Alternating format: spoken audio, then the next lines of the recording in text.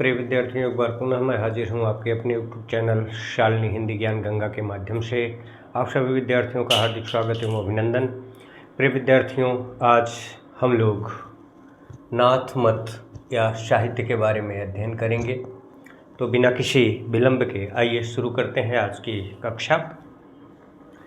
आज का प्रकरण है विद्यार्थियों नाथ मत या साहित्य। हिंदी साहित्य के इतिहास के क्रम में हम लोग सिद्ध साहित्य के बारे में, उनके कवियों के बारे में ज्ञान अर्जन कर लिया है। प्रिय विद्यार्थियों, आज उसी कड़ी में हम नाथ साहित्य या नाथ मत के बारे में जानेंगे। प्रिय विद्यार्थियों, नाथ मत के संदर्भ में डॉक्टर हजारी प्रसाद द्विवेदी का कथन बहुत ही महत्वपूर्ण है परीक्षा की दृष्टि से भी। इन्होंने नाथ मत के बारे में लिखा है कि नाथ पंथ या नाथ संप्रदाय के सिद्ध मत, सिद्ध मार्ग, योग संप्रदाय, अवधूत मत या अवधूत संप्रदाय नाम भी प्रसिद्ध हैं। तो प्रिय विद्यार्थियों, यहाँ से एक प्रश्न बहुत ही महत्वपूर्ण परीक्षा में बनता है कि नाथ पंथ या नाथ संप्रदाय के सिद्ध मत, सिद्ध मार्ग, योग संप्रदाय, अवधूत मत या अवधूत संप्रदाय नाम भी प्रसिद्ध है। यह कथन किस विद्वान का है? तो यह डॉक्टर हजारी प्रसाद द्विवेदी का है। एक दूसरा सवाल इसी से जुड़ा हुआ प्रिय विद्यार्थियों कि सिद्ध मत, सिद्ध मार्ग, योग संप्रदाय, अवधूत मत या अवधूत संप्रदाय किस मत के अन्य नाम हैं? तो यह नाथ मत या नाथ साहित्य के अन्य नाम है। तो इस कथन से दो प्रश्न हम देख रहे हैं कि यह बन रहे हैं जो परीक्षा की दृष्टि से महत्वपूर्ण है। दूसरा बिंदु है, आचार्य रामचंद्र शुक्ल ने लिखा है कि गोरखनाथ के नाथ पंथ का मूल भी बौद्धों की यही वज्रयान शाखा है। 84 सिद्धों में गोरखनाथ, गोरक्षपा भी गिन लिए गए हैं, पर यह स्पष्ट है कि उन्होंने अपना मार्ग अलग कर लिया। यानी गोरखनाथ के नाथ पंथ का मूल भी बौद्धों की यही वज्रयान शाखा है। प्रिय विद्यार्थियों, सिद्धों ने भी वज्रयान के तत्व के प्रचार प्रसार में योगदान दिया था और गोरखनाथ ने जिस नाथ पंथ का प्रादुर्भाव किया, जिस नाथ पंथ का उन्होंने प्रवर्तन किया, उसका मूल भी बौद्धों की यही वज्रयान शाखा है। और 84 सिद्धों में गोरखनाथ का भी नाम लिया गया है, जिन्हें गोरक्षपा कहा जाता है। और यह स्पष्ट है कि उन्होंने अपना मार्ग अलग कर लिया, भले ही आगे चल कर के उन्होंने नाथ मत या नाथ संप्रदाय चलाया। तो आचार्य रामचंद्र शुक्ल का ये कथन बेहद महत्वपूर्ण है और इसको आपको याद कर लेना है कि गोरखनाथ के नाथ पंथ का मूल भी बौद्धों की यही वज्रयान शाखा है। 84 सिद्धों में गोरखनाथ यानी गोरक्षपा भी गिन लिए गए हैं, पर यह स्पष्ट है कि उन्होंने अपना मार्ग अलग कर लिया है। प्रिय विद्यार्थियों, नाथ संप्रदाय से जुड़ी कुछ और भी बातें हैं जो मैं आपको बताना चाहता हूँ कि नाथ संप्रदाय ईश्वरवादी संप्रदाय है, ईश्वर को मानता है।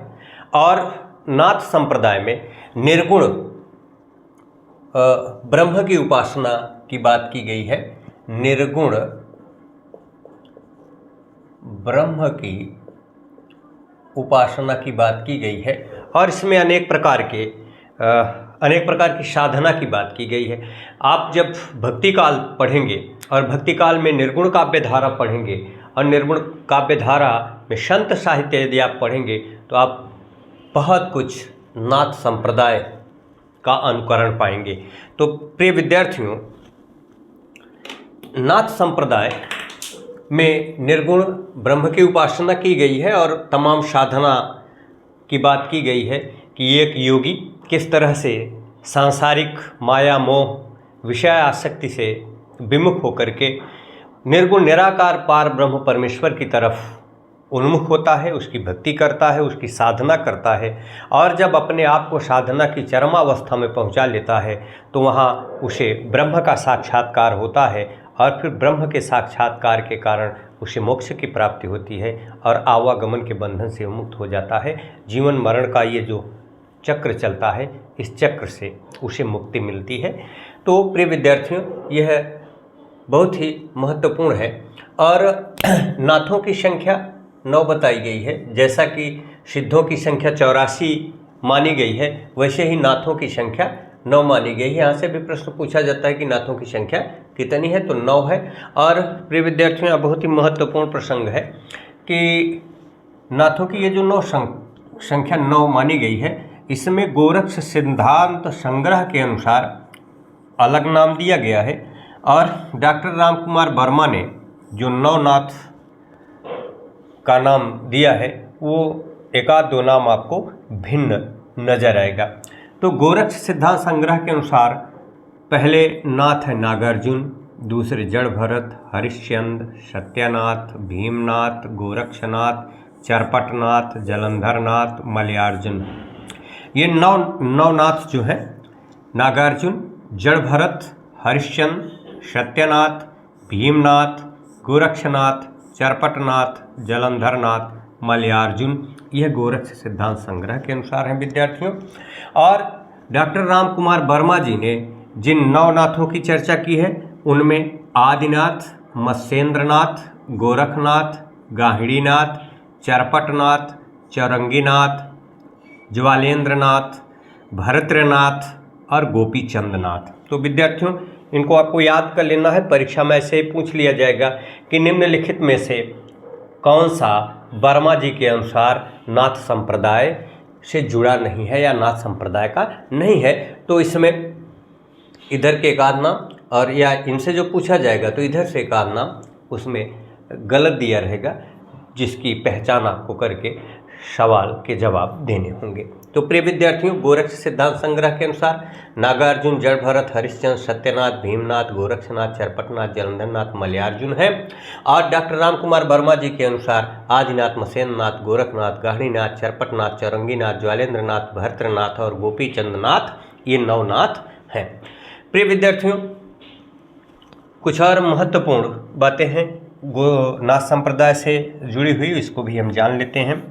नाथ साहित्य का आरंभकर्ता गोरखनाथ को माना जाता है। नाथ पंथियों ने निर्गुण ईश्वर की साधना की है, जैसा कि मैंने पहले आपको बताया। नाथ पंथियों की भाषा शुक्ल जी ने सधुक्कड़ी माना है। ये भी एक बहुत ही महत्वपूर्ण सवाल यहाँ से बन सकता है कि नाथ पंथियों की भाषा को सधुक्कड़ी किसने माना है, तो आचार्य रामचंद्र शुक्ल ने माना है।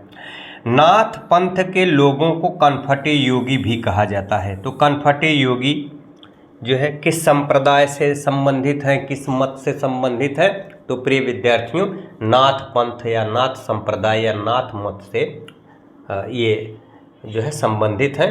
तो ये आपको कंठस्थ कर लेना है। प्रिय विद्यार्थियों, मैंने पहले कहा कि नाथ संप्रदाय के जो अनुयायी हैं, नाथ संप्रदाय के जो समर्थक हैं, ये विभिन्न योग मुद्राओं के द्वारा, विभिन्न योग साधनाओं के द्वारा अपने आराध्य को, जो कि निर्गुण निराकार है, जिसका कोई आकार प्रकार नहीं है, उस ब्रह्म की ये उपासना करते हैं और ये मानते हैं कि विभिन्न साधना क्रम के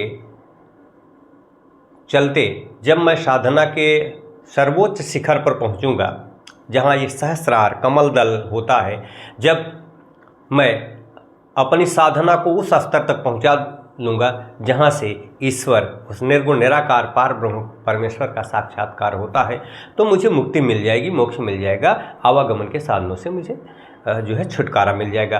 प्रिय विद्यार्थियों, एक बहुत महत्वपूर्ण बात और है कि नाथ संप्रदाय के लोग वाह्य आडंबर या दिखावेपन का भी विरोध करते हैं।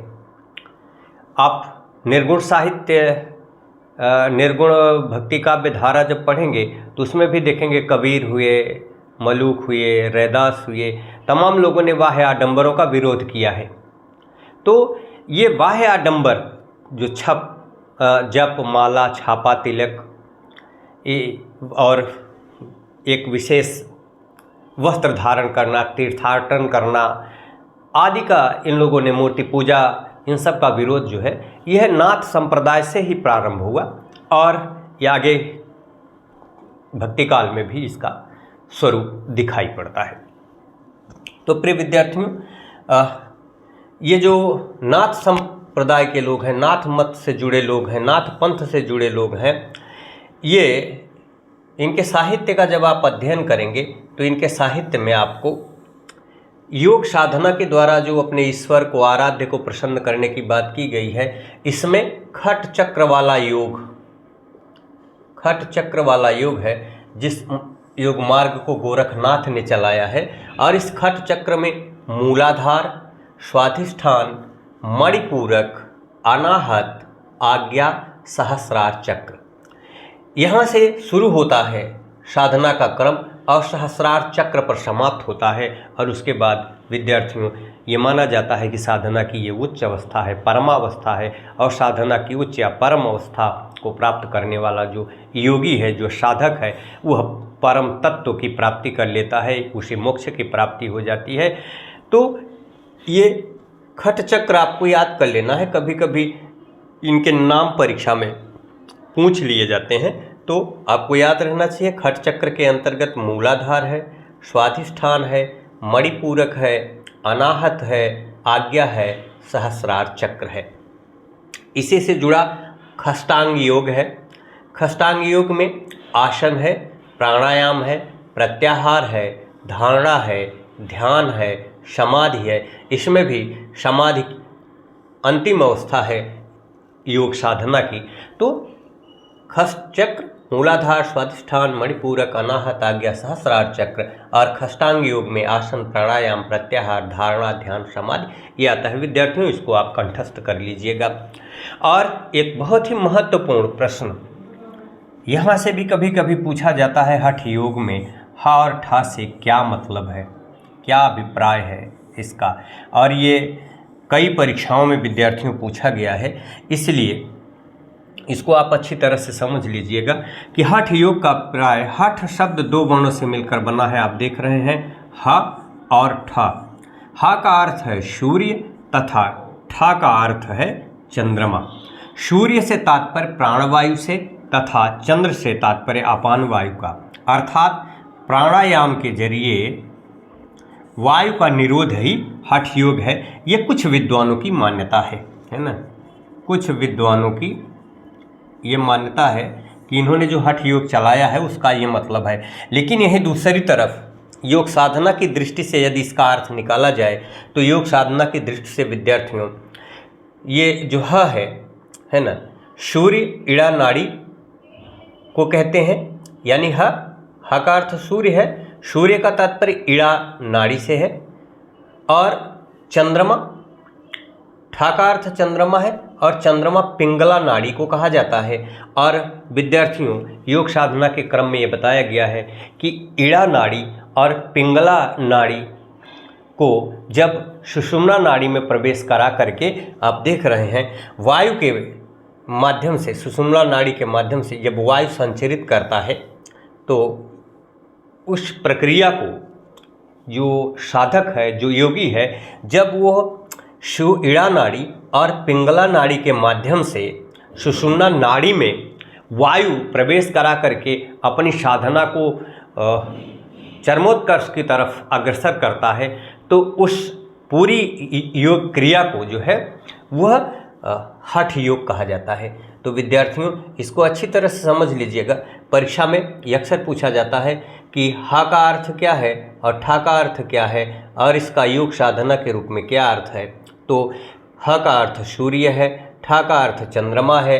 सूर्य को इड़ा नाड़ी कहते हैं तथा चंद्रमा को पिंगला नाड़ी कहते हैं। और ये साधक जब इड़ा नाड़ी और पिंगला नाड़ी के माध्यम से वायु को सुषुम्ना नाड़ी में प्रवेश करा करके वह साधना के चरमोत्कर्ष की तरफ अग्रसर होता है, तो इस यौगिक क्रिया को या इस योग की क्रिया को जो है हठ योग कहा जाता है नाथ संप्रदाय में, नाथ पंथ में।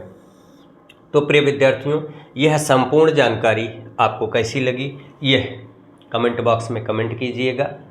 वीडियो को अधिक से अधिक लाइक करिए, शेयर करिए ताकि और लोग भी लाभान्वित हो सकें। यदि आप चैनल पर पहली बार हैं तो चैनल को सब्सक्राइब करना न भूलें।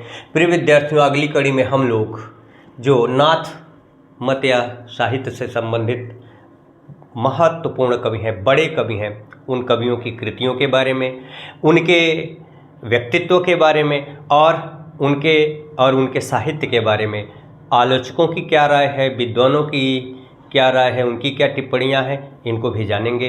प्रिय विद्यार्थियों, फिर मिलेंगे एक नए वीडियो के साथ, एक नई जानकारी के साथ। तब तक आप हंसते रहिए, मुस्कुराते रहिए। ईश्वर आपको हर खुशी दे। जय हिंदी, जय हिंद, जय भारत। नमस्कार।